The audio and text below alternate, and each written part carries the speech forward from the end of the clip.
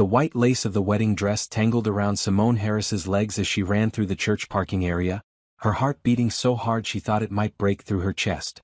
The June evening air felt cold against her skin, and her bare feet slapped against the wet pavement. Behind her, she could hear Vincent Crawford's voice calling her name, that smooth tone that used to charm her family now sending waves of fear through her body. "Simone, come back here. We can talk about this." She had seen his true nature 3 weeks ago. The way his hand had closed around her wrist when she suggested postponing the wedding. The cold look in his eyes when she tried to discuss her concerns. The bruise had faded, but the memory remained sharp and terrifying. Her family needed the money Vincent's family offered. They were drowning in debt after her father's medical bills. The Crawfords had presented themselves as saviors, and her parents, desperate and grateful, had agreed to the marriage. They didn't know what she knew. They didn't see what she saw. Tonight was supposed to be her wedding night. Instead, she was running for her life in a dress that cost more than her family's monthly rent. The parking area was dark except for the streetlights casting long shadows. Most of the guests were still inside the church, waiting for the ceremony to begin. They didn't know the bride had climbed out of the bathroom window, leaving behind her bouquet and her future. Vincent's footsteps were getting closer. He had a lantern in his hand, swinging it back and forth as he searched the rows of parked cars. The light created dancing shadows that made everything look like a nightmare. "Your family is waiting, Simone. Don't embarrass them like this." Her breathing came in short gasps. The red bridesmaid dress she had grabbed from the changing room stuck to her skin with sweat and fear.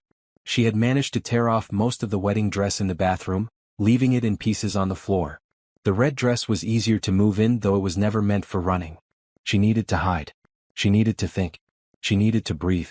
A black luxury car sat in the corner of the parking area, slightly separate from the others.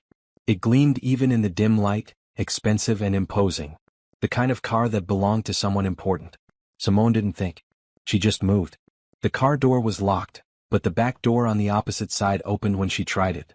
She slipped inside, pulling the door closed as quietly as possible. The interior smelled like leather and something expensive she couldn't name. She crouched down on the floor behind the front seats, making herself as small as possible. Through the tinted windows, she could see Vincent's lantern light sweeping across the parking area. He was checking each car, looking in windows, searching for any sign of her. Her whole body shook. The red dress felt like it was suffocating her. She pressed her hand against her mouth to muffle her breathing. Vincent's shadow passed by the car. The lantern light crossed the windows. Simone closed her eyes and prayed to every higher power she could think of. "Please, please, please."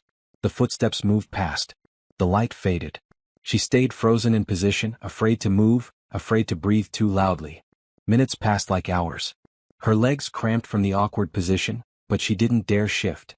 She heard Vincent's voice again, farther away now, talking to someone else. Probably one of his groomsmen helping with the search. She can't have gone far. Check the street. I'll look around back.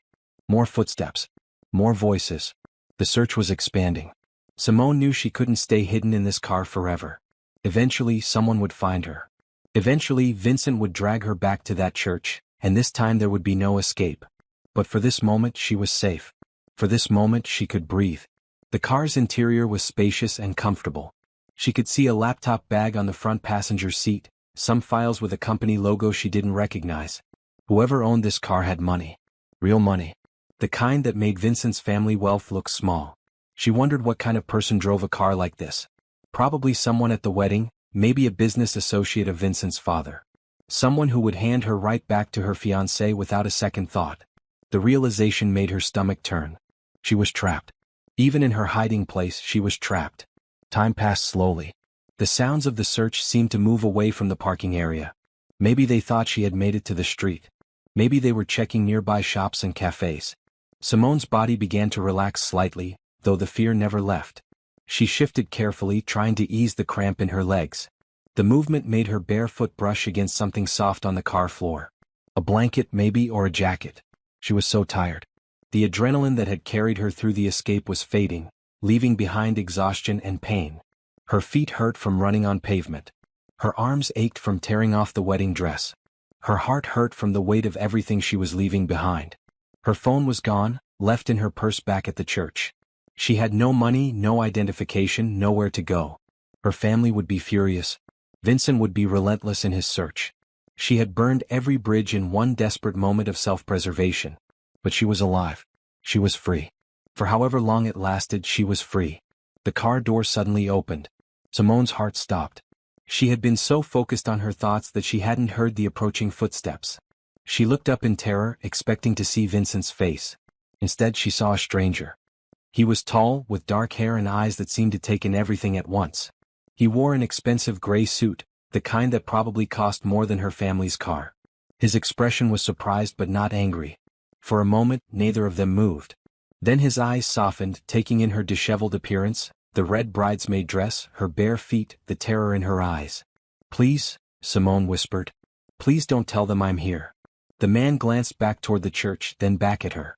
His jaw tightened, and something shifted in his expression. Understanding. Decision. "Get in the front seat," he said quietly. "Now." Simone didn't hesitate. She scrambled over the console, wincing as her sore muscles protested. He closed the back door and moved to the driver's side, sliding in smoothly. He started the engine. The car purred to life. "Duck down," he said. "Stay low until we're away from here." She obeyed, curling herself into the footwell of the passenger seat. The car began to move, slowly at first, then faster as they left the church behind. Simone closed her eyes and wondered if she had just made the biggest mistake of her life or if this stranger was about to become her salvation. Have you ever felt so desperate that you trust a complete stranger with your life? What would you have done in Simone's situation? Drop your thoughts in the comments below, and don't forget to subscribe for the next chapter of this incredible journey. The car moved smoothly through London's evening traffic, each turn taking Simone further from the church and the life she had almost been forced into. She stayed low in the footwell, her body still shaking from adrenaline and fear, listening to the stranger's calm breathing above her. After several minutes, his voice broke the silence. "You can sit up now. We're far enough away." Simone slowly lifted herself from the cramped position, her muscles protesting every movement. She settled into the passenger seat properly, finally getting a better look at the man who had just helped her escape. He kept his eyes on the road, his hands steady on the steering wheel. In the passing streetlights, she could see his face more clearly. Strong features, a sharp jawline, and an expression that seemed carved from stone. He looked like he belonged in business magazines, the kind of man who commanded rooms just by walking into them. "Thank you," Simone managed to say, her voice hoarse from fear and crying. "I don't know what would have happened if you hadn't helped me." "That man looking for you," he said, his accent distinctly British and refined. "The one with the lantern. Who is he?" "His name is Vincent Crawford. He was supposed to be my husband tonight." The stranger's hands tightened slightly on the wheel. "Was supposed to be?" "I ran. I couldn't go through with it." Simone wrapped her arms around herself, the reality of what she had done settling over her like a heavy weight. "My family needed money. His family offered it. But he's not a good man. I saw that too late. I tried to tell my parents, but they didn't believe me. They thought I was just getting cold feet." The car turned onto a main road, the lights of central London spreading out before them. Simone had never been to this part of the city. Her family lived in a small flat in the suburbs, far from the glamorous areas where people like this man probably spent their time. "Where are we going?" she asked, suddenly aware that she had put herself completely at the mercy of a stranger. "Somewhere safe." He glanced at her briefly, his expression softening slightly. "My name is Tristan Blackwell. I own a property development company here in London. I was at that church for a business associate's daughter's wedding." "I assumed that was you?" Simone shook her head. "No. Vincent's family knows a lot of people. It was a big wedding. They invited half of London, I think." "But you don't want to marry him?" "No." The word came out firm and clear. "I'd rather have nothing than spend my life afraid." Tristan nodded slowly as if he understood something deeper in her words. They drove in silence for a few more minutes before he spoke again. "I'm going to take you to my home. You'll be safe there while we figure out what to do next. I have good security and staff who are discreet. Vincent Crawford won't be able to find you." Simone felt tears prick her eyes again, but this time they were tears of relief. "Yes, please. Thank you. I don't have anywhere else to go." "You don't need to thank me." Tristan's voice was gentle but firm. No one should be forced into a marriage they don't want. They drove through the city, past tall buildings and busy streets full of people living their normal Saturday evening lives. Simone watched them through the window, feeling like she was in a dream. Just hours ago, she had been standing in that church bathroom, staring at herself in the mirror, trying to find the courage to go through with the wedding. Now she was in a stranger's car, driving toward an unknown future. "Can I ask you something?" Simone said quietly. "Of course. Why did you help me? You don't know me. You could have just closed the door and called Vincent." Tristan was quiet for a moment, his expression thoughtful. "Let's just say I have personal reasons for hating forced marriages. I've seen what they can do to people. When I saw you in my car, terrified and desperate, I knew I couldn't be part of your capture." Something in his tone told Simone there was a deeper story there, but she didn't press. He had helped her when he didn't have to. That was enough. The car pulled up to a tall building with a modern glass facade. A doorman in a green uniform immediately stepped forward, opening Tristan's door. "Good evening, Mr. Blackwell." "Good evening, Thomas. Please have the car taken care of." Tristan walked around to Simone's side, opening her door and offering his hand. She took it, grateful for the support as her legs felt shaky standing up. The doorman's eyes widened slightly at her appearance, the red bridesmaid dress wrinkled and slightly torn, her bare feet dirty from running, but he maintained his professional composure. "Thomas, this is Miss Simone Harris. She'll be staying with me for a while. Please inform Mrs. Chen to prepare the guest suite." "Of course, sir. Right away." They walked into the building's lobby, all marble and modern art. Simone felt completely out of place in her disheveled state, but Tristan's hand remained steady under her elbow, guiding her to the elevator. Inside the elevator she finally asked, "Who is Mrs. Chen?" "My housekeeper. She's been with me for 10 years. She's kind and will help you with anything you need." The elevator rose smoothly, climbing higher and higher until it reached the top floor. When the doors opened, they stepped directly into a penthouse that took Simone's breath away. Floor-to-ceiling windows showed the entire London skyline. The furniture was modern and expensive, all clean lines and tasteful colors. A maroon velvet sofa sat in the living area, and she could see a kitchen that looked like something from a magazine. An older Asian woman with kind eyes and gray hair pulled into a neat bun appeared from a hallway. She wore a blue cardigan and had a warm smile. "Mr. Blackwell," Thomas called ahead. "I have the guest room ready." "Oh, you poor dear."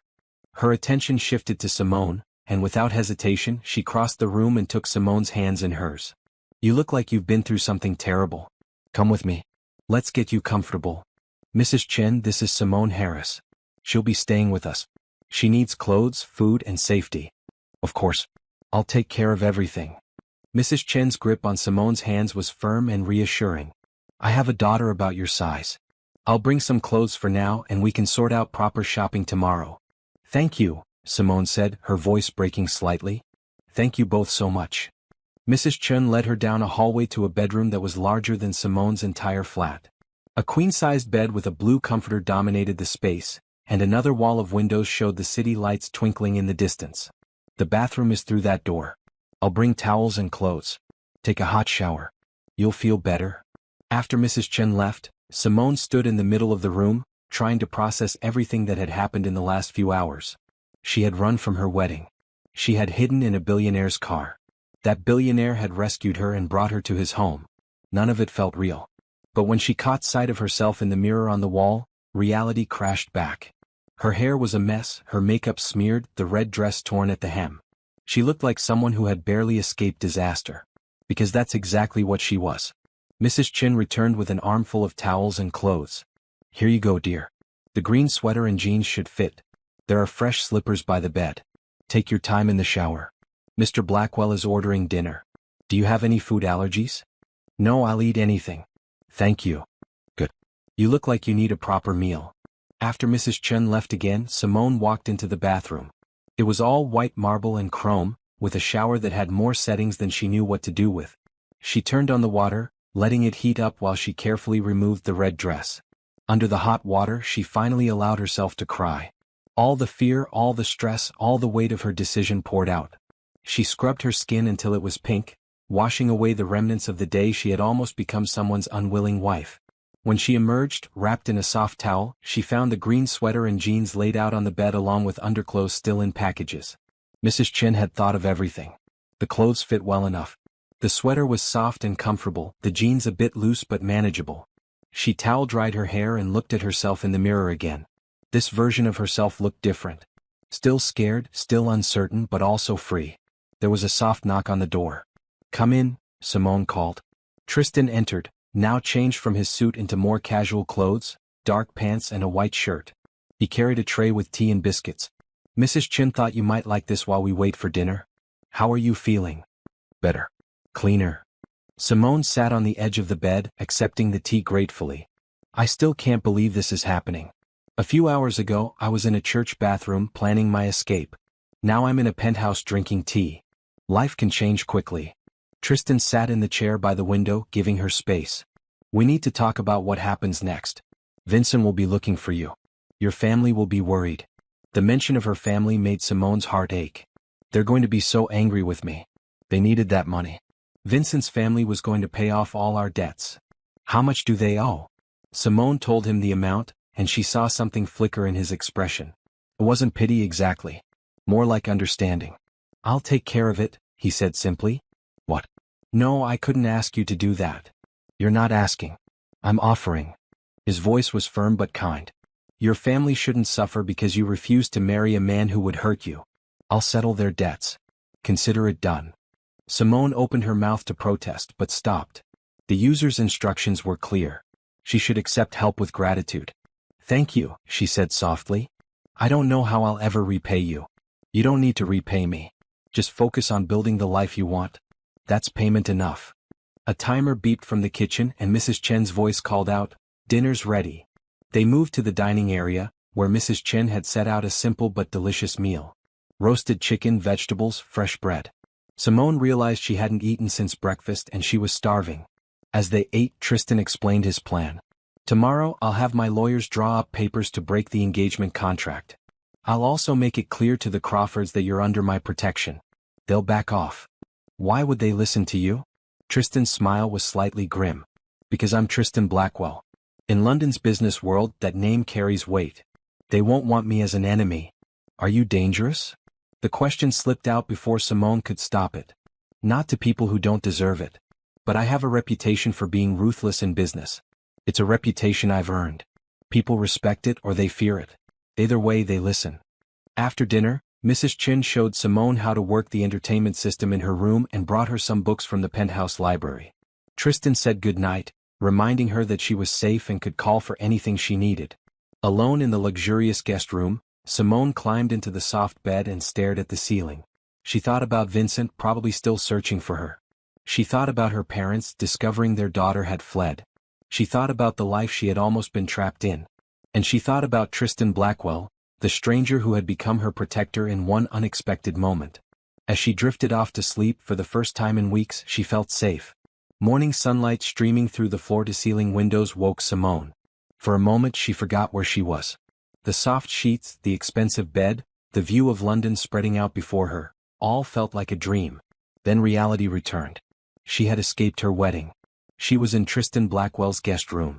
Her life had changed completely in less than 24 hours. There was a soft knock on the door and Mrs. Chen entered with a tray.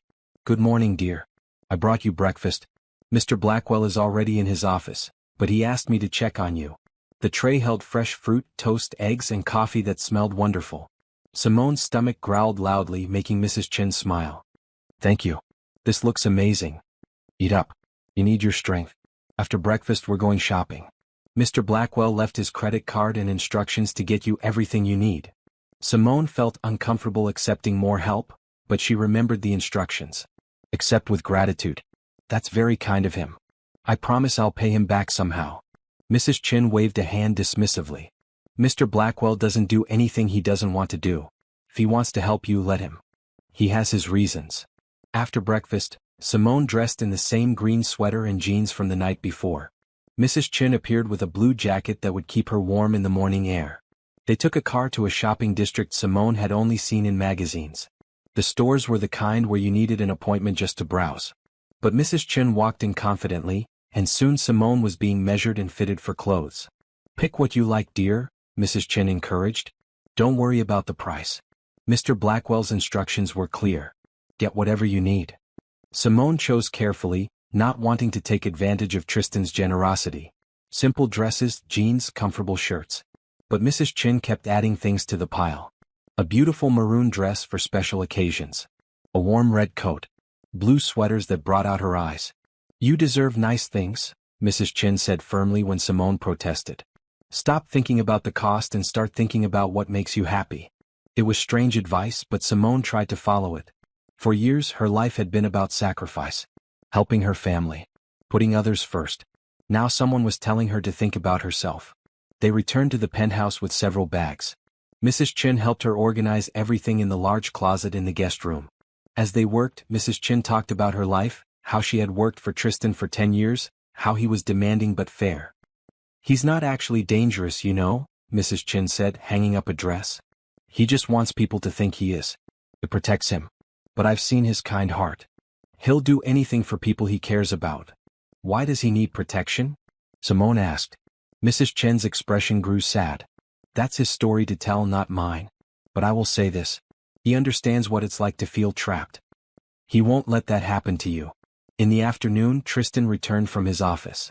He wore another expensive suit, this one dark gray that made his eyes look even more intense.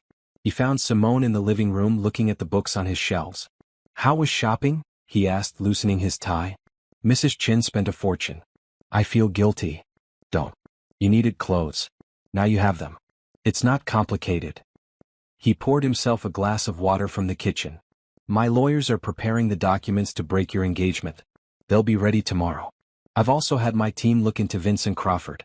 What they found isn't pleasant." Simone's stomach tightened. "What did they find?" "He has a history of aggression. 2 previous relationships ended badly. One woman filed a restraining order. His family paid her off to drop it. You made the right choice running from him." The confirmation of her instincts should have felt good, but instead, it just made her feel sick. "My parents didn't know. They couldn't have known." "I don't think they did. Vincent's family is good at hiding their son's problems. But now we have documentation. If Vincent tries to come after you, we have evidence of why you left. Thank you for doing this. For all of this." Simone gestured around the penthouse. "I don't understand why you're helping me, but I'm grateful." Tristan set down his glass and looked at her directly. 5 years ago, my younger sister Claire was in a situation similar to yours. A man our family knew, someone we thought was respectable, turned out to be controlling and abusive. She tried to tell us, but we didn't see it. We thought she was exaggerating." His expression darkened with old anger and regret. "He hurt her. Badly. By the time we realized the truth, she had endured months of abuse. We got her out, but the damage was done. It took her years to recover. She's doing well now, but I will never forgive myself for not believing her sooner." "That's terrible," Simone whispered. "When I saw you in my car last night, terrified and desperate, I saw my sister. I saw a second chance to do the right thing. To believe a woman when she says she's in danger. To act before it's too late." Understanding washed over Simone. This wasn't charity. This was atonement. This was Tristan trying to save someone else's sister because he couldn't save his own in time. "Your sister is lucky to have you. I'm lucky to have her. She teaches art now to kids who have been through difficult situations. She turned her pain into something beautiful. That's real strength." They talked for hours. Tristan told her about his business, how he had built his company from nothing through hard work and smart investments. He talked about London, the city he loved. He talked about his reputation as being dangerous, how it started because he refused to compromise in business deals and expanded because it was useful. "People fear what they don't understand," he said. "I'm not actually ruthless. I just don't waste time on people who waste mine. But the reputation keeps away the ones who would try to take advantage." Simone found herself relaxing around him. His directness was refreshing. He didn't play games or hide behind polite lies. He said what he meant and meant what he said. Over the next few days, a routine developed. Tristan would work in his home office while Simone explored the penthouse and read from his extensive library. Mrs. Chin cooked meals and shared stories about her family. In the evenings, Tristan and Simone would have dinner together, talking about everything and nothing. Simone learned that Tristan loved classic films, that he had a terrible habit of working too late, that he took his coffee black and strong. Tristan learned that Simone had always dreamed of going to university but couldn't afford it, that she loved mysteries and detective stories, that she had a talent for organization and planning. On the 4th day, Tristan's lawyers arrived with the paperwork. They sat around the dining table and the lead lawyer, a serious woman in a red suit, explained everything. "These documents officially end your engagement to Vincent Crawford. We've also prepared a restraining order if you want to file one. Given Mr. Crawford's history and Mr. Blackwell's testimony about your fear, a judge would likely approve it." "Yes," Simone said without hesitation. "I want the restraining order." "Good. I'll file it today." We've also prepared documents regarding your family's debts. Mr. Blackwell has agreed to settle them in full. Simone looked at Tristan, who simply nodded. It's done. Your family is free of that burden. But they don't know about you. They don't know where I am. We can contact them if you want, Tristan said gently. But maybe wait a few more days. Let things settle. Let Vincent accept that you're not coming back. Simone agreed, though her heart ached thinking about her parents. They must be so confused and angry. But Tristan was right. They needed time. That evening, Tristan suggested they watch a movie. They settled on the maroon sofa in the living room, a classic detective film on the large screen. Somewhere during the second act, Simone dozed off, exhausted from the emotional week. She woke up later to find a blanket draped over her and Tristan gone. A note sat on the coffee table in his neat handwriting. You fell asleep. Didn't want to wake you. Sleep well. Tomorrow we start planning your future. Simone folded the note carefully and carried it to her room. As she climbed into bed, she realized something had shifted. She no longer felt like a refugee hiding from danger. She felt like someone building something new. And for the first time in years, that future looked bright. A week after her escape, Simone woke to find a laptop on the kitchen counter with another note from Tristan. For job searching and university research. Password is your birthday. I had Mrs. Chin sneak it out of you. The thoughtfulness of the gesture made her smile. She opened the laptop, a sleek silver model that was obviously brand new, and started browsing. The possibilities felt endless in a way they never had before. Tristan emerged from his office around midday looking tired. His white shirt was wrinkled and he had dark circles under his eyes. Have you been working all night? Simone asked, concerned. Big deal closing. It's done now. He poured coffee and sat across from her at the kitchen island. Found any interesting programs? Several. But they're expensive. I'll need to work first, save money. Apply anyway. We'll figure out the finances. Before Simone could respond, his phone rang. He looked at the screen and frowned. It's my sister. I should take this. He answered, and Simone watched his expression change from tired to alert to warm. Claire, slow down. What's wrong? Pause. No, I'm not too busy. I'm never too busy for you. Come over. I'll make lunch. He hung up and looked at Simone. My sister is having a rough day. She's coming over. I hope that's okay. I'd like you to meet her. Of course. Should I give you privacy? No. Stay. I think you two would understand each other. An hour later, the elevator opened and a woman in her late 20s stepped out. She had Tristan's dark hair but softer features, and she wore a blue dress with paint stains on the sleeves. Her eyes were red from crying. Tris, she said, and Tristan immediately pulled her into a hug. I'm here. Whatever it is, we'll handle it. After a moment, Claire pulled back and noticed Simone. Oh, I'm sorry. I didn't know you had company. Claire, this is Simone Harris. She's staying with me for a while. Simone, my sister Claire. Claire's eyes widened slightly with understanding. You're the woman who ran from her wedding. Thomas told me. He tells me everything. She crossed to Simone and took her hands. I'm so glad you got out. The simple statement, delivered with such sincerity, made Simone's throat tight. Thank you. Your brother has been very kind. He's the best person I know, even if he tries to hide it behind that scary businessman act. Claire squeezed Simone's hands and then let go. I'm sorry for barging in like this. I'm having one of those days where the past feels too close. Sit, Tristan said gently. Tell me what happened. As Tristan made sandwiches, Claire explained. She had run into her ex at an art supply store. The man who had hurt her years ago. He had tried to talk to her to apologize and she had frozen. I thought I was past this, Claire said, her voice breaking. I thought I was strong enough now. You are strong, Tristan said firmly. Strength doesn't mean you never feel afraid. It means you keep going even when you do. Your brother is right, Simone added softly. I've spent the last week beating myself up for being scared. But being scared doesn't make us weak. It makes us human. Claire looked at her with grateful eyes. How long ago did you leave? A week. I still feel like I'm waiting for something bad to happen. That feeling fades. It takes time, but it fades. Claire accepted a sandwich from Tristan. Did he hurt you? Your fiancé? Once? But once was enough to know there would be more. Good for you for recognizing it early. I didn't. I kept making excuses for him until I couldn't anymore. The three of them talked through lunch and into the afternoon. Claire shared her journey of recovery, the therapy, the art classes that helped her heal. Simone talked about her family, her fears about the future, her dreams that had been pushed aside for so long. Tristan mostly listened, interjecting occasionally with support or a dry comment that made them both laugh. Watching him with his sister, Simone saw a different side of him. The fierce protectiveness, yes, but also deep love and gentleness. Before Claire left, she hugged Simone tightly. "Come to my art studio sometime. I'll teach you to paint. It's surprisingly therapeutic." "I'd like that." After Claire was gone, Simone helped Tristan clean up the lunch dishes. "Your sister is wonderful." "She is. What she went through, what she survived, it changed her. But she didn't let it break her." He dried a plate thoughtfully. "She told me once that the worst part wasn't the physical hurt. It was losing trust in her own judgment. Wondering if she could ever believe in her choices again." "I understand that. I keep thinking about the warning signs I ignored with Vincent. The small comments that should have been red flags. That's not your fault. People like Vincent are good at hiding who they really are. They show you what you want to see until it's too late." They worked in comfortable silence for a few minutes before Tristan spoke again. "I have a business dinner tomorrow night. Important clients. I usually skip these things, but this one matters for a deal I'm closing. Would you come with me?" "You don't have to, but I'd appreciate the company."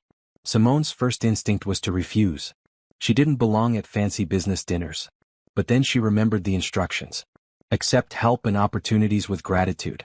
"I'd love to, but I've never been to anything like that. What do I wear? What do I say?" "Wear that maroon dress Mrs. Chin bought you. As for what to say, just be yourself. These people are boring anyway. You'll probably be the most interesting person there." The next evening, Simone stood in front of the mirror in her room, adjusting the maroon dress. It fit perfectly, elegant but not too formal. Mrs. Chin had helped with her hair and makeup, nothing too dramatic, just enough to make her feel confident. Tristan knocked and entered, stopping short when he saw her. "You look beautiful." "Thank you. You clean up pretty well yourself." He wore a black suit that must have cost a fortune, and he had styled his hair back. He looked like he had stepped out of a magazine. Together they looked like they belonged in the world of wealth and power. The dinner was at an exclusive restaurant in Mayfair. A private room had been reserved, and when they arrived, several people were already there. Tristan introduced Simone simply as his guest, and she was grateful he didn't elaborate. The clients were exactly as Tristan had described. Polite but boring, more interested in talking about stock prices than anything meaningful. Simone smiled and made small talk, feeling out of place but determined not to show it. Halfway through dinner, one of the client's wives, a kind woman named Patricia with gray hair, started talking to Simone about her charity work. "We support a women's shelter in East London. Many of the women there have fled domestic situations. It's heartbreaking but also inspiring to see their resilience." "That sounds like important work," Simone said sincerely. "It is.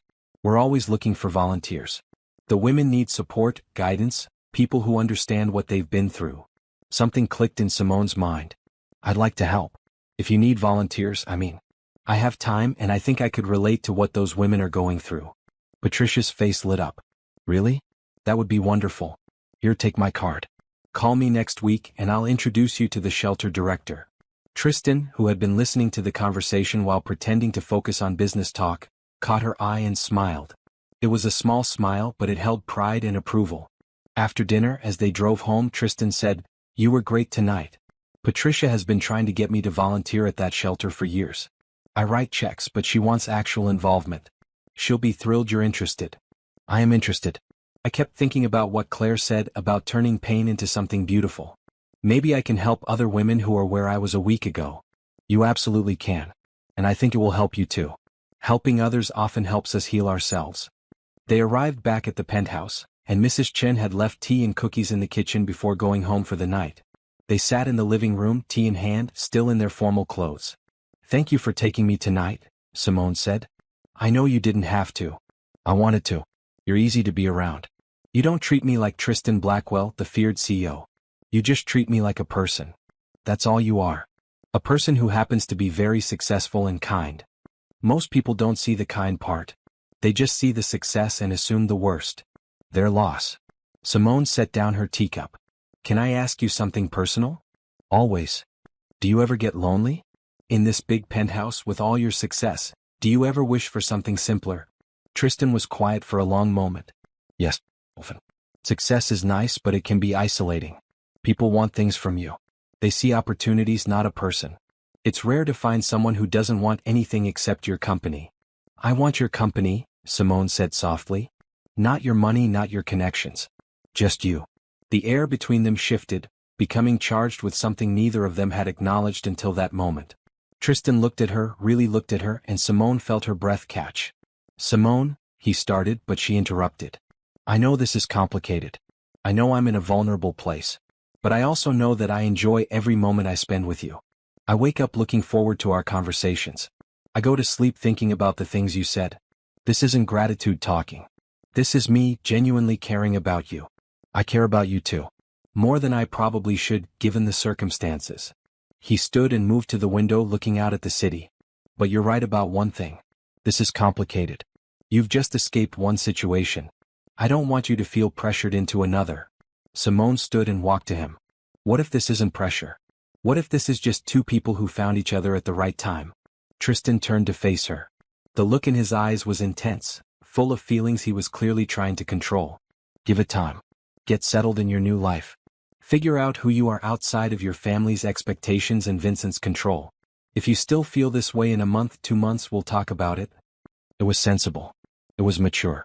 It was exactly what Simone should want. But part of her wanted to argue, to say that she knew her own heart. Instead she nodded. Okay, Tom. I can do that. Good. His hand reached up, almost touching her cheek before he pulled it back. It's late. We should get some sleep. They said goodnight and Simone went to her room. But sleep didn't come easily. She lay in bed, thinking about the look in Tristan's eyes, the almost touch of his hand, the possibility of something more. Outside her window, London sparkled with lights. Somewhere out there, Vincent was hopefully accepting her absence. Somewhere out there, her parents were dealing with their disappointment. Somewhere out there, a future was waiting to be built. And for the first time in her life, Simone felt like that future was truly hers to shape. 2 weeks after Simone's escape, Vincent Crawford sat in his family's study, fury radiating from every line of his body. The wedding had been cancelled. The guests had gone home. The deposits were lost. But worse than all of that, his prize had slipped through his fingers. His father, Gerald Crawford, paced the room equally angry. How did you let her get away? The church was surrounded. Every exit was covered. She hid, Vincent said through gritted teeth. Someone must have helped her. She didn't have a car, didn't have money. Someone took her. Who? I don't know yet. But I'll find out. And when I do, they'll regret interfering. Gerald stopped pacing. We paid that family's debts. We invested money in that marriage. Now we look like fools. I'll get her back. Vincent's hands clenched into fists. She belongs to me. She signed papers. Papers that are being contested. My lawyer called today. Some firm in the city is representing her, claiming the engagement was made under duress. Duress? She agreed. Her family agreed. Apparently she's claiming you were abusive. That you hurt her. Vincent waved a dismissive hand. I grabbed her wrist once. She was being dramatic. That's not what her lawyers are saying. They have medical photos. They have witness statements. They're building a case. For the first time, Vincent felt a flicker of concern. Medical photos? From what? From the night you grabbed her. Apparently it left bruises. She documented them. Vincent stood abruptly. This is ridiculous. I'll talk to her. I'll explain. She'll understand. You can't talk to her. She's disappeared. No one knows where she is. Her family doesn't know. Her friends don't know. She's vanished. People don't just vanish in London. She's somewhere. With someone. Gerald pulled out his phone and showed Vincent a document. This arrived today. A restraining order. You're not allowed within 500 meters of Simone Harris. If you violate it, you'll be arrested. Vincent read the document, his anger building with each word. The restraining order was filed through a law firm he recognized. Blackwell & Associates. That name meant something. Blackwell. Tristan Blackwell. I know who has her, Vincent said slowly. Tristan Blackwell. The property developer. His firm is representing her. Blackwell? Gerald's expression changed. You need to be careful with him. He's dangerous. His company controls half the commercial real estate in London. If he's protecting her, you need to walk away. Walk away. She's mine. She was going to be yours. Now she's someone else's problem. Let it go, Vincent. Find another wife. There are plenty of women who would be grateful for our family's money. But Vincent couldn't let it go. Simone was supposed to be his. He had chosen her, molded her family's desperation into an opportunity. She owed him. She owed his family. He started making calls, hiring private investigators, asking questions. Within days he had a rough picture. Simone had been seen entering Tristan Blackwell's building. She hadn't been seen leaving. She was living there. Living with him. The thought made Vincent's blood boil. She had left him for another man.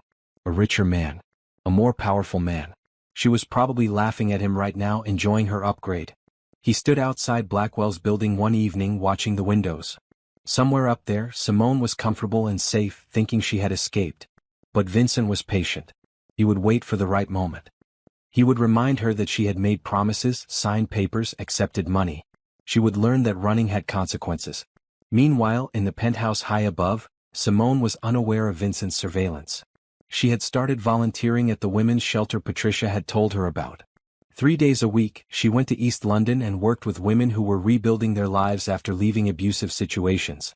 The work was hard emotionally, but it was also healing. Listening to other women's stories made her realize she wasn't alone. Helping them plan their futures helped her plan her own. She had also applied to 3 university programs: business management, social work, and psychology. She wasn't sure which path she wanted yet, but she was exploring options. The applications asked for financial information, and each time, Simone felt uncomfortable. She knew Tristan had offered to help, but accepting money for education felt different than accepting clothes or temporary housing. One evening she brought it up over dinner. Tristan was working on his laptop at the table, something he did constantly, and Simone was reading applications on her new computer.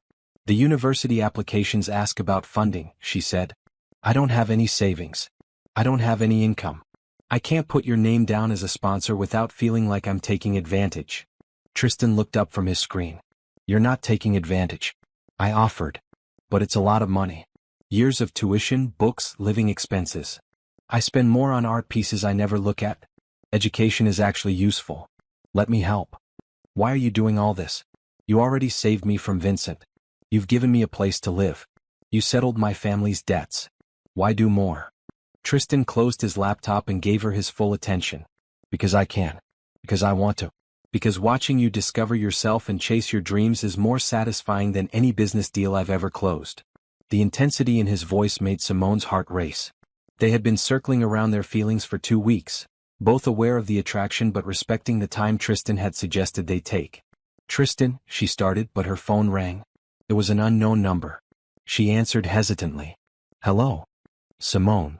Her mother's voice, tight with anger. Where are you? Simone's hand shook. Mom. I'm safe. I'm okay. Safe? Okay. You ran from your wedding. You humiliated us. The Crawfords are threatening to sue us for the money they spent. They can't. The debts were paid. You're not obligated to them anymore. There was a long pause. How do you know that? What have you done? Someone help me. Someone who understood why I couldn't marry Vincent. Oh, who is this person? Simone looked at Tristan, who nodded encouragingly. His name is Tristan Blackwell. He's helping me get back on my feet. Another pause, longer this time. Tristan Blackwell, the billionaire? Simone, what have you gotten yourself into? It's not what you think. He's kind. He's helping me because he believes I deserve better than Vincent. Vincent is a good man. His family is respectable. Vincent hurt me, Mom. He grabbed me hard enough to leave bruises. That's why I ran. I was scared. She heard her mother's sharp intake of breath. He hurt you. Yes. I tried to tell you before the wedding, but you thought I was nervous. I wasn't nervous. I was terrified. Why didn't you tell us it was that bad? I tried. You and Dad were so focused on the money, on solving the debt problem, that you didn't hear me. Her mother was crying now. We didn't know. We would never have pushed you if we knew. I know, Mom. I know you thought you were doing the right thing. But I couldn't go through with it. I had to run. Where are you now? I'm safe. I'm with Tristan. He's taking care of me. We want to see you. Your father needs to meet this man who's taken responsibility for you. Simone looked at Tristan again, who nodded. Okay. We can arrange something. But Mom, you need to understand. I'm not coming back to marry Vincent. That's over. The engagement is broken. The restraining order is filed. It's done. If he hurt you, then good. You were right to leave. But we still need to meet this Blackwell man. We need to know our daughter is safe. After a few more minutes of conversation, they agreed to meet for lunch the following weekend. When Simone hung up, she felt drained. "That was harder than I thought it would be," she admitted. "You did well. You stood your ground. You told your truth. They want to meet you. I assumed they would. I'll make sure they understand my intentions are honorable." "What are your intentions?" The question slipped out before Simone could stop it. Tristan stood and walked to her side of the table. He crouched down so they were eye level. "My intentions are to give you space and time to heal. To support you in building the life you want. To be your friend, your protector, and maybe, if you'll let me, something more when you're ready. I think I'm ready now. Give it time. Please. I want you to be sure. I want you to choose me because you want me, not because I'm a safe haven from a storm." He was right, and Simone knew it. But that didn't make the waiting any easier. That night she couldn't sleep. She kept thinking about Vincent, about how he had probably heard by now that she was with Tristan. She kept thinking about the anger in his eyes when she had told him she wanted to postpone the wedding. Around midnight she got up for water. As she passed the living room windows, something caught her eye. A car parked across the street, someone sitting inside. In the streetlight she could just make out a figure watching the building. Her blood ran cold. She went to Tristan's room and knocked softly. He answered immediately, alert despite the late hour. "What's wrong?" "There's someone watching the building. A car across the street." Tristan was instantly focused. He went to the window and looked down. His jaw tightened. "I see it. Stay here." He pulled out his phone and made a call. "James, it's Tristan. There's a car outside my building. Black sedan, license plate." He read off the number. "I need you to check it out." James was apparently his head of security. Within minutes, Tristan's phone rang again. He listened, his expression growing darker. "Thank you. Keep someone on it." He hung up and looked at Simone. "It's Vincent Crawford. He's been watching the building for the past 3 days." Simone felt like she couldn't breathe. "He knows where I am. He knows where I live. He doesn't know which floor or unit. The building has security. He can't get in. But he's out there. Watching." Tristan pulled her into a hug, the first time he had really touched her beyond a helping hand. "I won't let him hurt you. I promise." Simone clung to him, feeling safe despite the fear. "What do we do?" "Tomorrow we increase security. I'll have my team document his surveillance. If he violates the restraining order, we'll have him arrested. But tonight you're safe. He can't touch you here."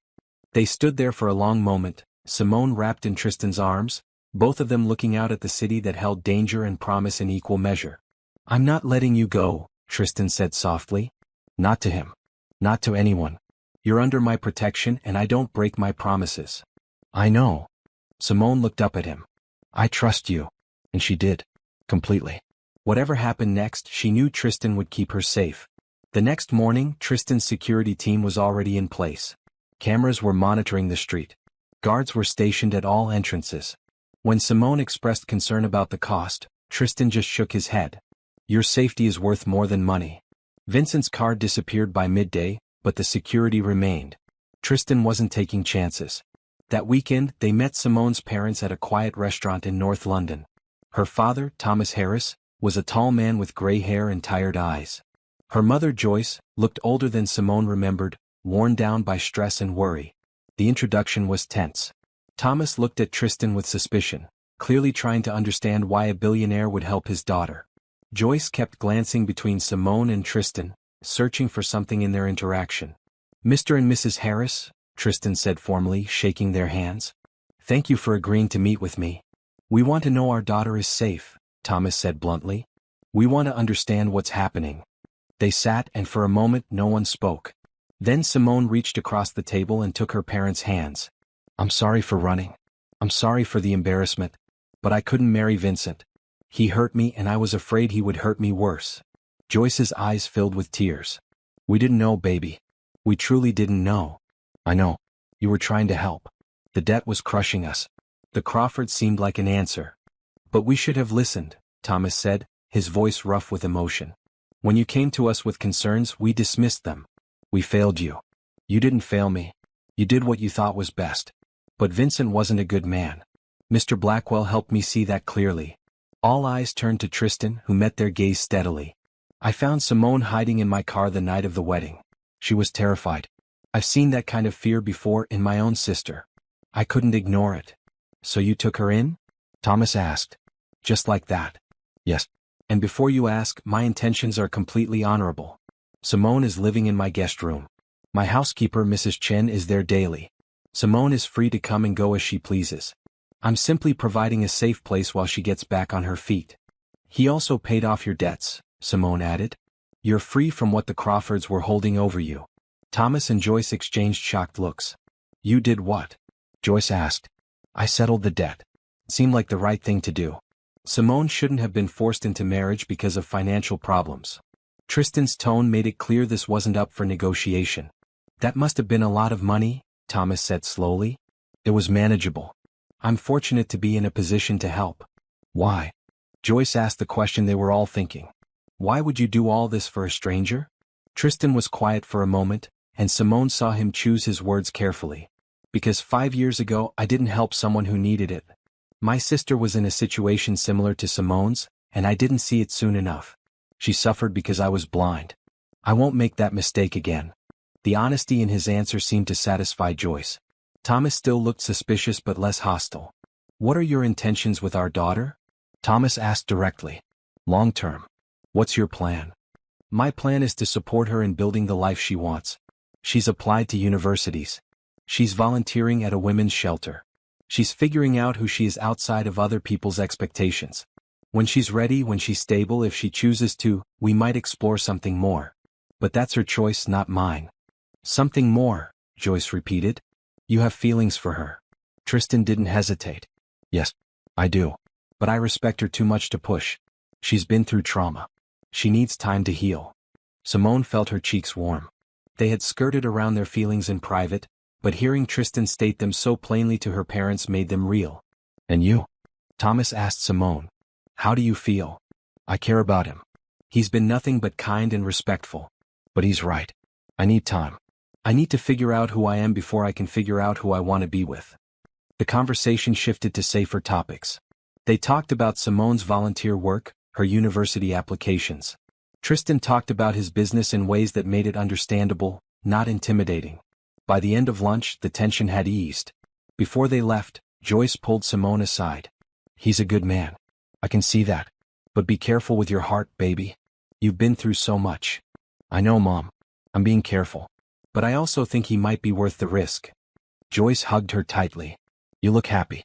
Really happy. I haven't seen you smile like this in years. I'm happy. For the first time in a long time, I'm happy. That evening, back at the penthouse, Simone found Tristan on the balcony. The early autumn air was cool and he had wrapped himself in a green jacket. She joined him and they stood looking at the city lights together. Thank you for being honest with my parents, she said. I wasn't going to lie to them. They deserve to know the truth. You told them you have feelings for me. I do. I'm not going to pretend otherwise. Simone turned to face him. Can I tell you something? Always. When I was in that church bathroom getting ready to walk down the aisle, I prayed for a miracle. I prayed for something, anything to happen that would save me. And then I ran and I found your car and you saved me. But it wasn't just about getting away from Vincent. It was about finding you. Tristan's expression softened. Simone. I know we're taking things slow. I know I need time. But I also know that what I feel for you isn't gratitude. It's not hero worship. It's real. It's me seeing you and liking what I see. It's me wanting to know everything about you. It's me thinking about you first thing in the morning and last thing at night. I feel the same way. But I meant what I said to your parents. I want you to be sure. I want you to choose me because you want me, not because I'm safe. Can't you be both? Can't you be the person I want and the person who makes me feel safe? Tristan reached out and tucked a strand of hair behind her ear, his hand lingering near her face. I want to kiss you right now. But I won't. Not yet. Not until you're completely sure. What if I'm sure now? Then prove it. Build your life. Chase your dreams. If in 3 months you still want this, still want me, I'll be here. And I'll give you everything I have. It was the hardest thing Simone had ever done, but she nodded. 3 months. I can do that. Good. His hand dropped and the loss of his touch felt physical. Now come inside. Mrs. Chin made her famous stew and it's getting cold. They went inside and the evening continued normally. But something had shifted. They both knew where they were heading. They both knew that in 3 months, everything would change. The next day, Simone received acceptance letters from 2 of the universities she had applied to. She chose the social work program feeling like it was the right fit for her goals of helping others. Tristan arranged everything. Tuition paid, books ordered, a new laptop for classes. When Simone tried to keep track of expenses to pay him back someday, he refused. This isn't a loan. It's an investment. You're going to help a lot of people with that degree. Let me be part of making that happen. Classes started in 2 weeks. In the meantime, Simone continued her volunteer work at the shelter. She met women of all ages, all backgrounds, all united by the shared experience of leaving difficult situations.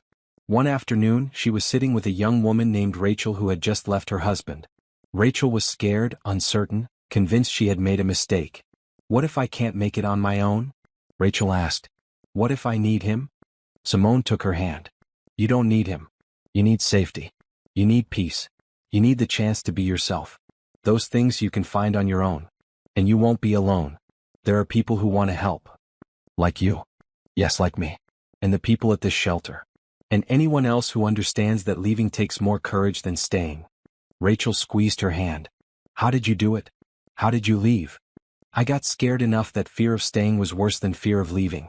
And then I got lucky. Someone helped me at the right moment. Now I'm trying to pay that forward. After Rachel left, Patricia approached Simone. You're good at this. Have you thought about making it a career? I'm starting a social work degree in 2 weeks. Perfect. When you graduate, come talk to me. We need people like you here full-time. The offer made Simone's heart swell. A future. A purpose. A career helping people. It was more than she had dared to dream just months ago. That night, she told Tristan about the offer. They were sitting in the living room, him with business reports, her with a book from his library. That's wonderful, he said genuinely. You'll be brilliant at it. I can't believe how much my life has changed. A month ago, I was about to marry someone I was afraid of. Now I'm starting university, volunteering at a shelter, and thinking about a career I love. You did this. I just provided some support. You provided more than support. You provided hope. You showed me that kindness exists, that people can help without expecting anything in return. I expect something, Tristan said quietly. Simone looked up. What? I expect you to be happy. I expect you to build the life you deserve. I expect you to remember that you're strong and capable and worthy of good things. He closed his laptop and looked at her directly. And selfishly, I expect that at the end of your 3-month deadline, you'll still want to give us a chance. I will, Simone said with certainty. I already know I will. But I'll give you the 3 months anyway. To prove to both of us that this is real. 2 months and 3 weeks now, Tristan said with a slight smile. But who's counting? You are, apparently. Every day. The admission hung in the air between them, full of promise and patience. They were walking toward each other slowly, carefully, making sure the foundation was solid before they built something permanent. And for Simone, that patience felt like the greatest gift of all. As October settled over London, Simone's new life took shape. University classes were challenging but fulfilling. She discovered she had a natural talent for understanding people's motivations and struggles. Her professors praised her insight, and her classmates often asked for her perspective on difficult case studies. 3 days a week, she still volunteered at the shelter. The work was draining but meaningful. Every woman she helped felt like a step toward healing her own wounds. Patricia had become a mentor, teaching her the practical side of social work that textbooks didn't cover. And through it all, Tristan was a constant presence. Not hovering, not controlling, just there. He asked about her classes, celebrated her successes, listened when she needed to process difficult cases from the shelter. Their relationship deepened in small, significant ways. Morning coffee together before he left for his office. Dinner conversations that stretched for hours. Weekend walks through London parks, always with security nearby but distant enough to give them privacy. They learned each other's rhythms. Simone discovered that Tristan worked best late at night, his mind sharpest after midnight. Tristan learned that Simone needed quiet mornings to prepare for busy days. They found compromises, small adjustments that made sharing space easy. One Saturday afternoon, Tristan suggested they visit his sister Claire's art studio. The studio was in a converted warehouse in East London, full of light and color. Claire's paintings covered the walls, bold and emotional. Simone, Claire greeted them with a hug. I'm so glad you came. I want to show you something. She led them to a corner where a series of paintings hung. They were all of women, different ages and backgrounds, but all sharing the same expression of strength mixed with vulnerability. This is my Survivor series, Claire explained. I paint women who have been through difficult times but came out stronger. I'd like to paint you if you're willing. Simone was touched. You'd want to paint me? Absolutely. You have this quality, this light in your eyes that wasn't there when I first met you. That's the transformation I try to capture.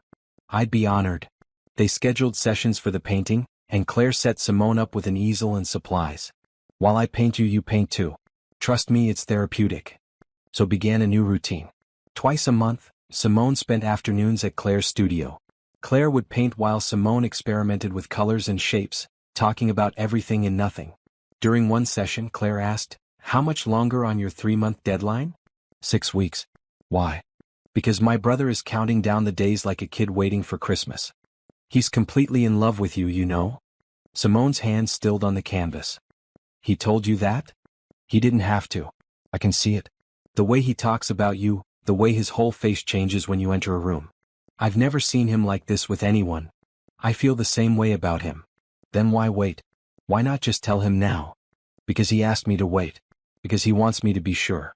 And because I think the waiting is important. We're building something solid. Rushing it might weaken the foundation. Claire smiled. You're good for him. You make him remember that life isn't just about business deals and reputation. You make him happy. That evening, Tristan took Simone to the London Eye. They had a private capsule, just the two of them and the security guard who maintained a discreet distance. As the wheel lifted them above the city, Simone pressed close to the window, taking in the view. This is beautiful, she breathed. Tristan stood behind her, close but not touching. I've been coming here since I was a kid. My father used to bring Claire and me when we needed to remember how big the world is, how many possibilities exist. Your father sounds like he was wise. He was. He died when I was 25, just as I was starting the company. He never got to see what I built, but I hope he'd be proud. Simone turned to face him. He would be. You're an incredible person, Tristan. The way you help people, the way you protect the ones you care about. Your father would be very proud. I hope so. I hope he'd also be proud of how I'm handling this, us. The waiting is killing me, but I know it's right. 5 weeks now. I know. I'm counting. As the capsule reached the top, London spread out below them in all directions. Lights twinkled like stars, and the Thames wound through the city like a ribbon. It was magical and peaceful. Thank you for this, Simone said. For everything, but especially for this moment. There will be many more moments like this. I promise you that. Something in his tone made Simone's heart race. This wasn't just about the view or the date. This was a promise for the future. A future they were building together, slowly and carefully. The next day was Sunday, and Tristan had no work scheduled. They spent the morning at a farmer's market, walking hand in hand for the first time. The simple act of holding hands felt monumental, a public acknowledgement of their growing connection. Mrs. Chin had the day off, so Tristan decided to cook lunch. Simone watched from the kitchen island as he moved around, surprisingly competent with knives and pans. I didn't know you could cook, she said. My mother insisted we all learn. She said no child of hers would be helpless in a kitchen. He chopped vegetables with practiced efficiency. It's one of her best lessons. Even with Mrs. Chen here, I like making my own food sometimes. What else did your mother teach you? To treat people with respect, regardless of their position. To never make promises I can't keep. To value kindness over success. He paused, looking thoughtful. She died when I was 16. Cancer. It was fast and brutal. Claire was only 11. Losing her changed everything. I'm sorry. That must have been so hard. It was. But it also taught me to appreciate the people I have while I have them. To not waste time on things that don't matter. He looked at her directly. You matter, Simone. More than I thought possible when I found you in my car. You matter to me too. They ate the lunch he prepared, a simple pasta with fresh vegetables, and talked about everything. Childhood memories, embarrassing moments, dreams for the future. The conversation flowed easily, punctuated by laughter and comfortable silences.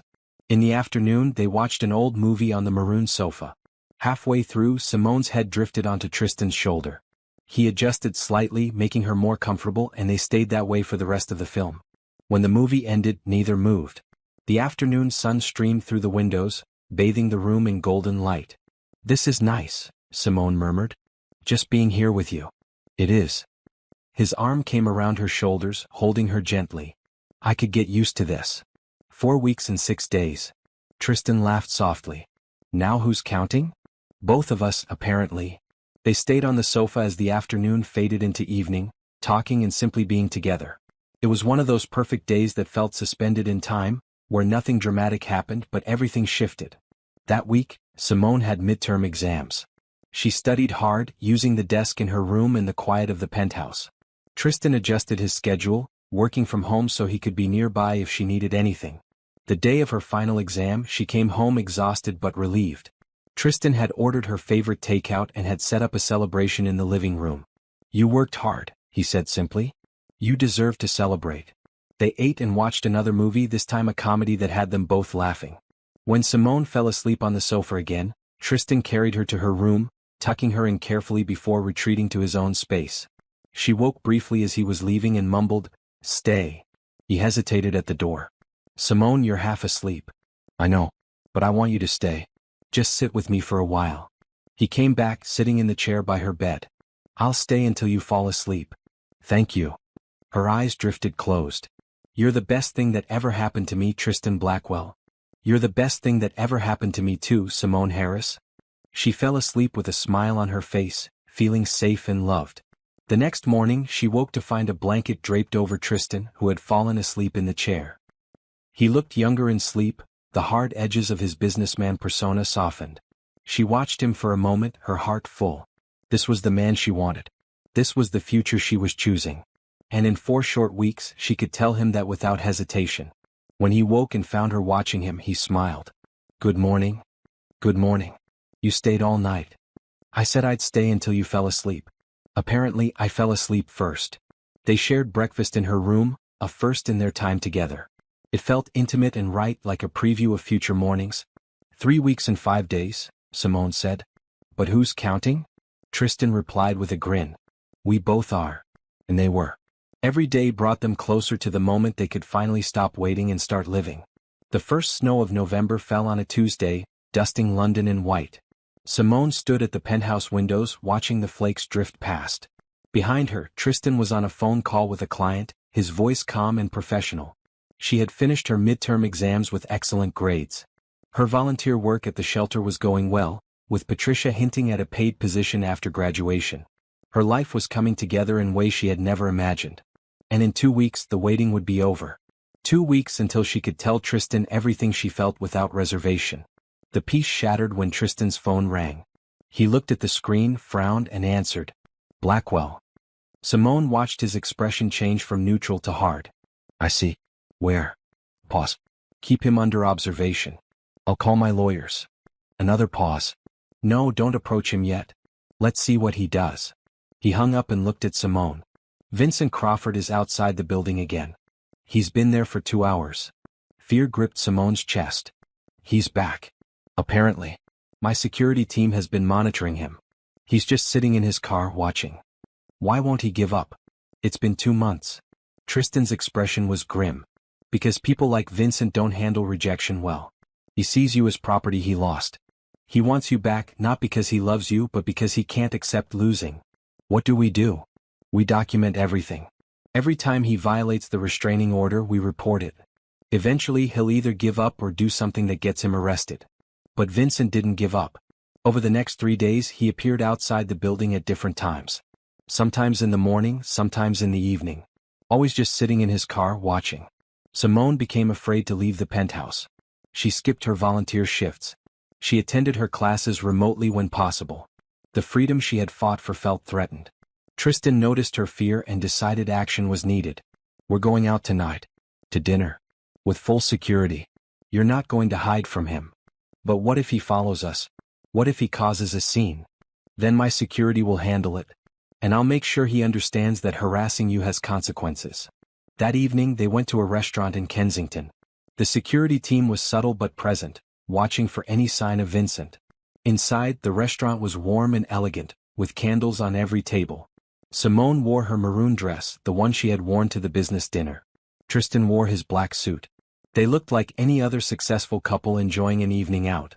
Midway through dinner, the head security guard approached their table and spoke quietly to Tristan. "He's outside.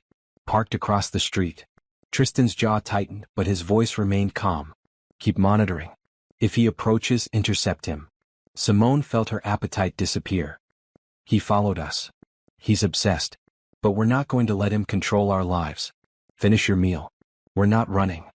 It took all of Simone's courage, but she picked up her fork and continued eating. They talked about her upcoming finals, about Claire's art show next month, about anything except the man watching them from outside. After dinner, they left through the front entrance. Vincent's car was clearly visible across the street. As they walked to Tristan's car, Vincent got out of his vehicle. "Simone," he called. "Simone, wait." The security team immediately positioned themselves between Vincent and Simone. Tristan's hand remained steady on her back, guiding her toward his car. Vincent tried to push past the guards. "I just want to talk to her.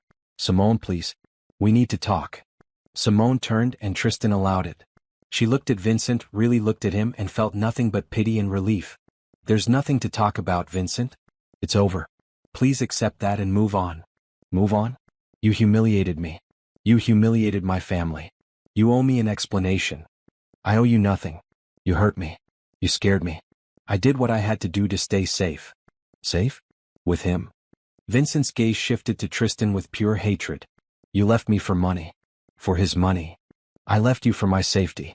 The fact that someone kind helped me afterward is none of your concern. You were mine. I was never yours. I was never anyone's but my own. That's what you could never understand." Tristan spoke for the first time, his voice cold and hard. "Mr. Crawford, you're in violation of a restraining order. My team has documented your presence outside my building 6 times this month. They've documented your surveillance tonight. Either you leave now or I call the police and have you arrested." Vincent looked like he wanted to lunge at Tristan, but the security team's presence stopped him. "This isn't over." "It is," Tristan said firmly. "If you contact Simone again, if you come near her again, I will make it my personal mission to destroy your family's business. I have the resources and the connections to do it. Test me if you doubt it." The threat hung in the air, heavy and real. Vincent looked between Tristan and Simone, his expression twisted with rage and impotence. Finally, he turned and walked back to his car, driving away with a squeal of tires. Simone realized she was shaking. Tristan pulled her into his arms, holding her steady. "You did so well," he murmured. "You stood up to him. You were strong. I was terrified. Courage isn't the absence of fear. It's acting despite fear. You were incredibly brave." They drove home in silence, security vehicles following. Once inside the penthouse, Simone collapsed on the sofa, all her adrenaline draining away. Tristan brought her tea and sat beside her. "My lawyers are filing another police report. With the documentation we have, they should be able to take action." "Will they arrest him?" "Probably not immediately.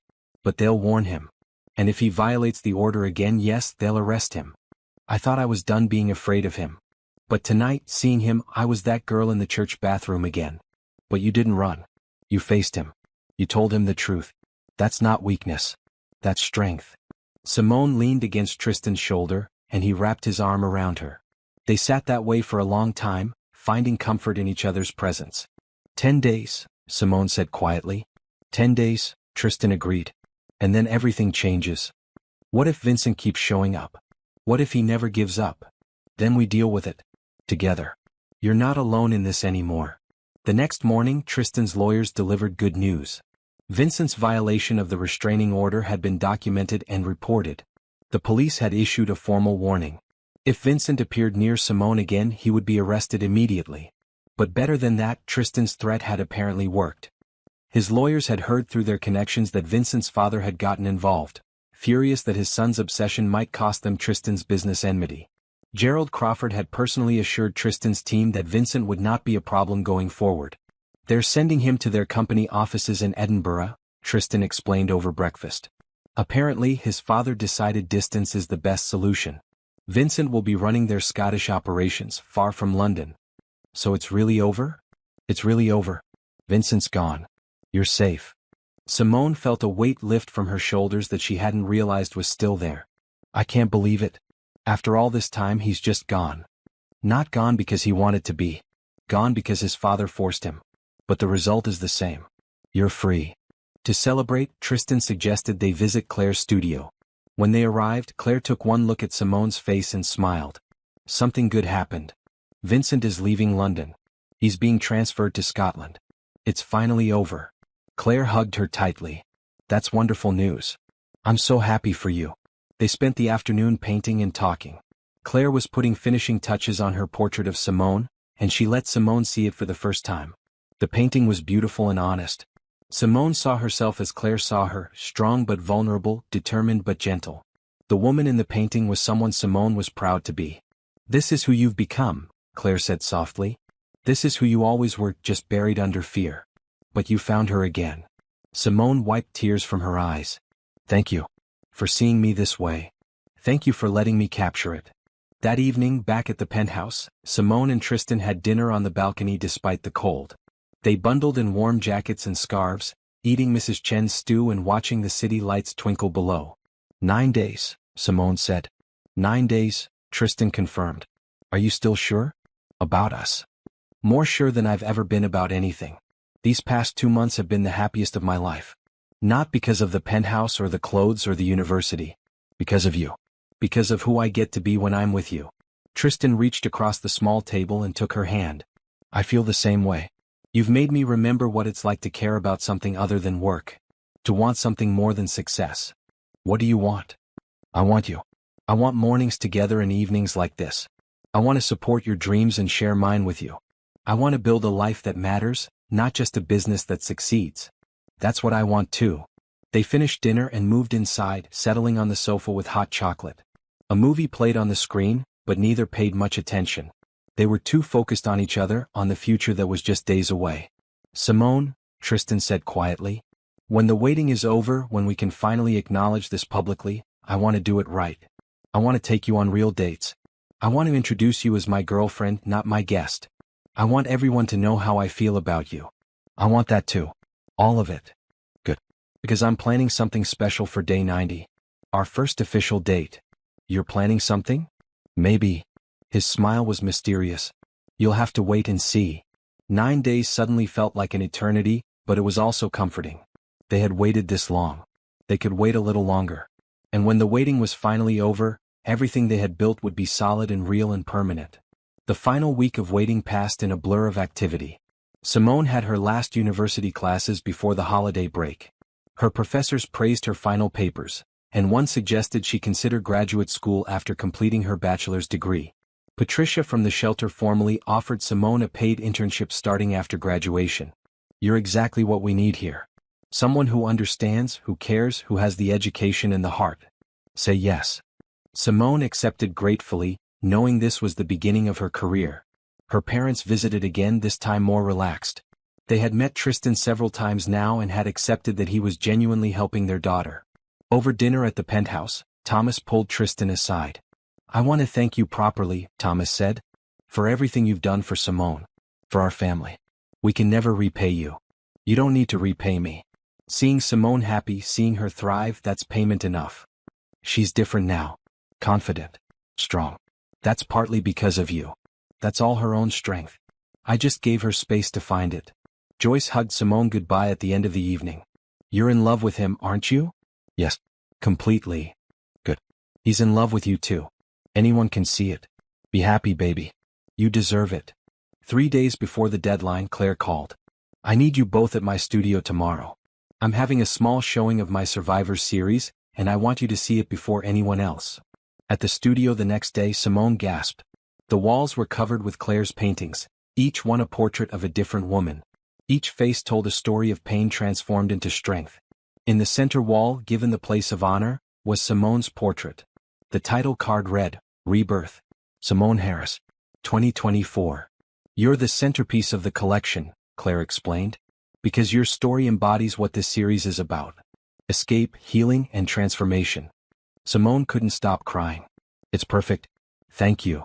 Tristan stood beside her, his hand on her back, pride evident in his expression. My sister captures truth. This is the real you. The showing was scheduled for next month, but Claire wanted to give them a private preview. As they walked through the gallery, looking at each painting, each story, Simone felt honored to be included among such strong women. 2 days before the deadline, Tristan came home early from work. Pack a bag. We're going somewhere for the weekend. Where? It's a surprise. Comfortable clothes, warm layers. Mrs. Chen will help you pack. Mrs. Chen appeared with a knowing smile, shooing Simone toward her room. Go on, dear. Let me pack for you. Mr. Blackwell has been planning this for weeks. They left that evening, driving out of London as the sun set. Simone watched the city fade behind them, replaced by countryside. After 2 hours, they pulled up to a small cottage by a lake, lights glowing warm in the windows. "What is this place?" Simone asked. "My family's cottage. We used to come here when I was a kid. It's peaceful and private. I thought we could use some time away from the city." The cottage was cozy and charming. A green sofa sat in front of a fireplace. The kitchen was small but well equipped. Upstairs, there were 2 bedrooms, each with large windows overlooking the lake. "This is beautiful," Simone breathed. "I'm glad you like it. I wanted our first official day together to be special. Somewhere meaningful to me, somewhere I could share my past with you." They spent the evening by the fire, Tristan sharing stories of childhood summers at the cottage. His father teaching him to fish. His mother painting by the lake. Claire learning to swim in the shallow water near the shore. "This place was our haven," he said.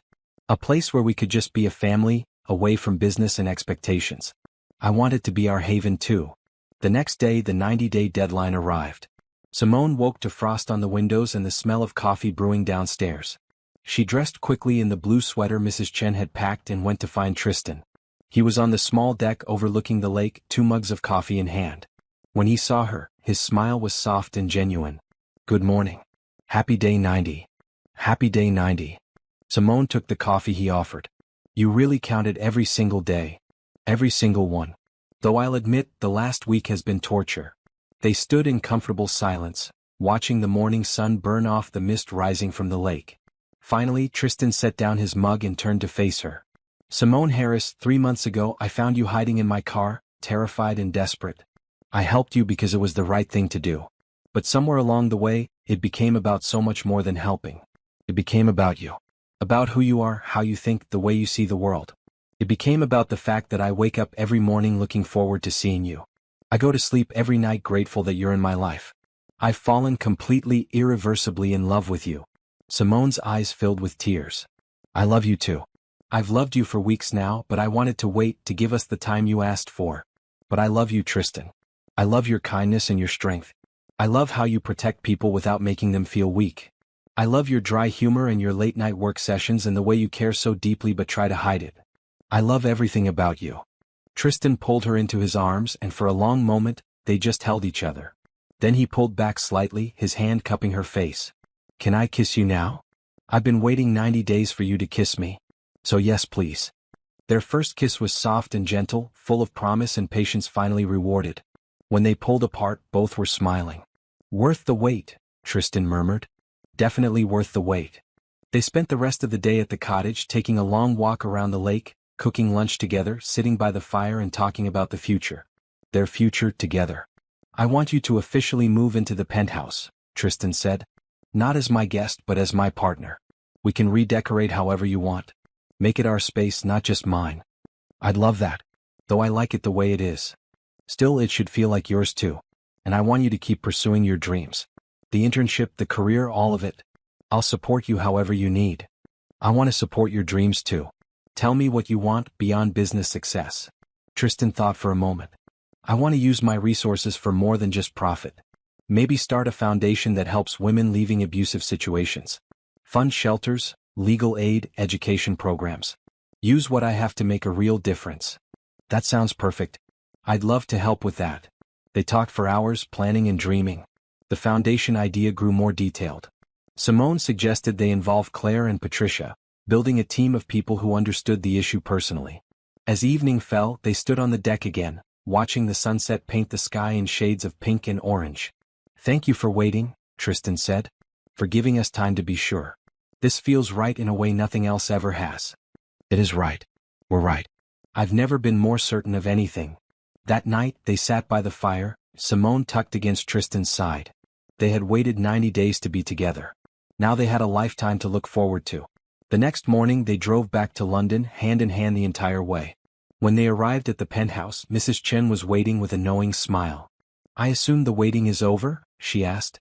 "The waiting is over," Tristan confirmed. "Simone is staying permanently. As my girlfriend and partner." "About time," Mrs. Chen said with satisfaction. "I've been waiting for you two to figure it out." Now, should I move your things to the master bedroom, Simone, or will you keep your room? Simone looked at Tristan, who raised an eyebrow. Your choice. Whatever makes you comfortable. I'll keep my room for now. We can take things at our own pace. Sensible, Mrs. Chin approved. No need to rush. You have all the time in the world. Have you ever believed in second chances? Do you think Simone and Tristan's love story proves that good things come to those who wait? Share your thoughts in the comments below, and don't forget to subscribe for the final chapter. Over the next few weeks, their relationship settled into a comfortable rhythm. They went on proper dates, dinner and movies and walks through London. Tristan introduced Simone as his girlfriend to his business associates. Simone introduced Tristan to her friends from university and the shelter. Everyone could see they were in love. It wasn't dramatic or flashy. It was quiet and steady and real. Claire's art showing was a huge success. Several of her paintings sold, including one from the Survivors series.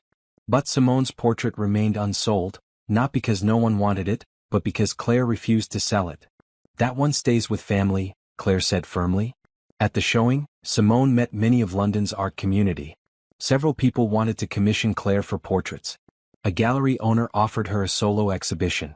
Claire's career was taking off, and she credited Simone with inspiring her best work. Christmas approached, and Tristan asked what Simone wanted for the holiday. Just you, she said simply. And maybe my parents coming for dinner. I want all the people I love in one place. Christmas Day was perfect. Thomas and Joyce arrived in the morning, bringing gifts and laughter. Claire joined them for lunch. Mrs. Chen cooked a feast, refusing all offers of help but clearly delighted to have a full house. They exchanged gifts by the tree Tristan had bought at Simone's request. She gave him a watch she had saved for months to buy. He gave her a delicate necklace with a small diamond pendant. It's beautiful, she whispered. It's not about the diamond. It's about what it represents. You're precious to me. You shine in my life. I want you to wear this and remember how much you're loved. As the day wound down and her parents left, Simone found herself alone with Tristan on the balcony. Snow was falling gently, and the city below was blanketed in white. This has been the best Christmas of my life, she said. Mine too. Having you here, having family together, this is what matters. Not the success or the money. This. I love you. I love you too. Merry Christmas, Simone. Merry Christmas, Tristan. They kissed under the falling snow, two people who had found each other in the most unexpected way and built something beautiful together. The future stretched before them, full of promise and possibility. And they would face it together, hand in hand, heart to heart. 6 months after their first kiss at the cottage, spring had transformed London. Flowers bloomed in parks, and the city felt alive with possibility. Simone's internship at the shelter had become a permanent position, and she was making a real difference in women's lives every day. Tristan's foundation was officially launched. The Blackwell Foundation for Women's Freedom provided legal aid, housing assistance, and educational grants to women leaving abusive situations. Claire served on the board, along with Patricia and several other advocates. Simone was the director of operations, using her education and personal experience to shape programs that truly helped. The foundation's launch party was held at a beautiful venue in central London. Hundreds of people attended, including donors, politicians, and women the foundation had already helped. Simone gave a speech telling her story publicly for the first time. 6 months ago, I was hiding in a car, running from a life I didn't choose. Today I'm standing here, running toward a life I built myself. That transformation was possible because someone believed in me, protected me, and gave me space to heal. Now I want to give that same gift to other women. No one should be trapped. No one should be afraid. Everyone deserves freedom, safety, and the chance to build the life they want. The audience applauded, many in tears. Tristan watched from the side of the stage, his pride and love evident in his expression.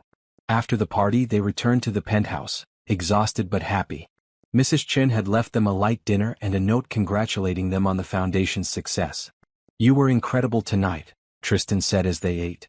Your speech moved everyone. I meant every word. This foundation is going to change lives. We're going to help so many people. We already are.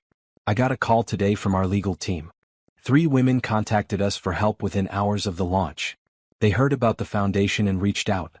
3 women who might have stayed in dangerous situations now have a way out. Simone felt tears prick her eyes. That's amazing. That's why we're doing this. They finished dinner and moved to the balcony.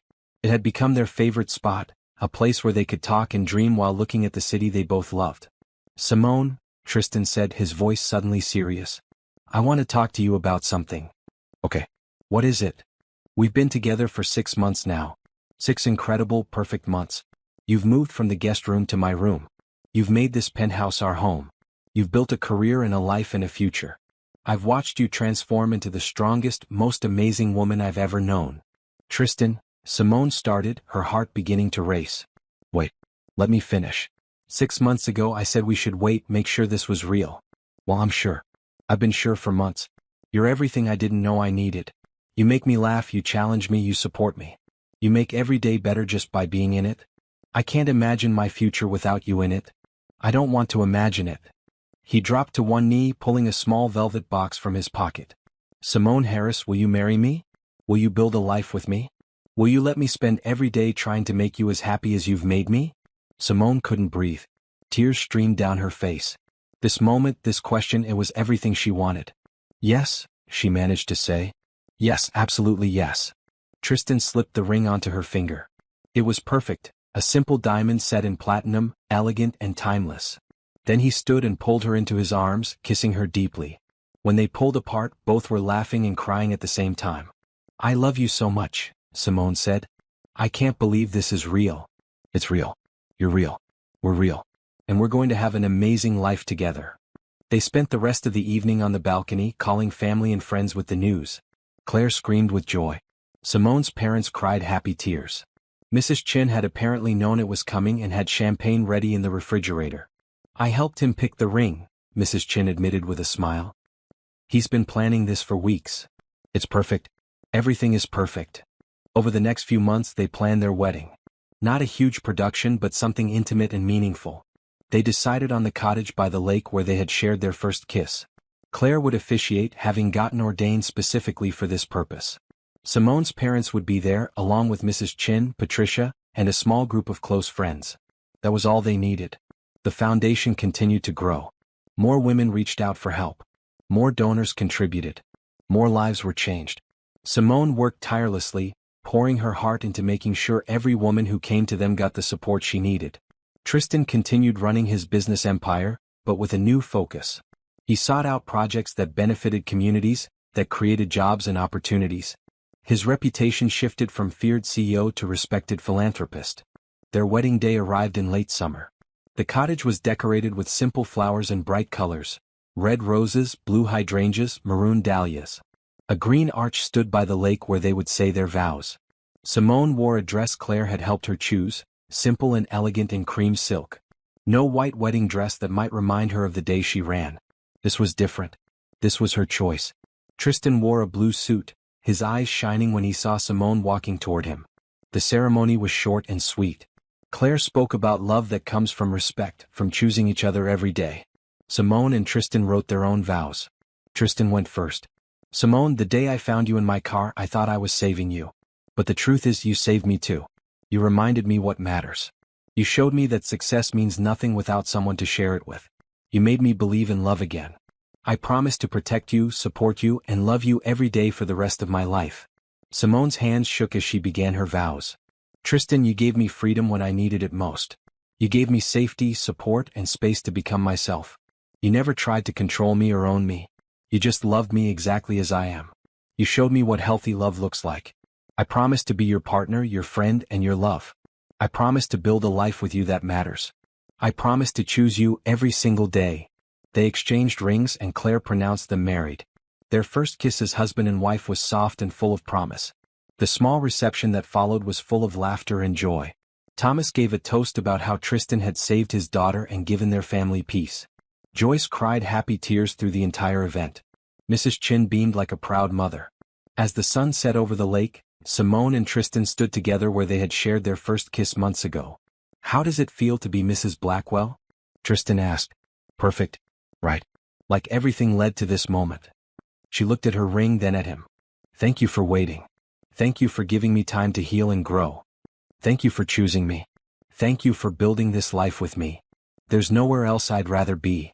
They stood there as the stars came out, two people who had found each other in the most unexpected way and created something beautiful together. Later that evening, as guests began to leave, Claire pulled Simone aside. I'm working on a new painting. It's called Forever.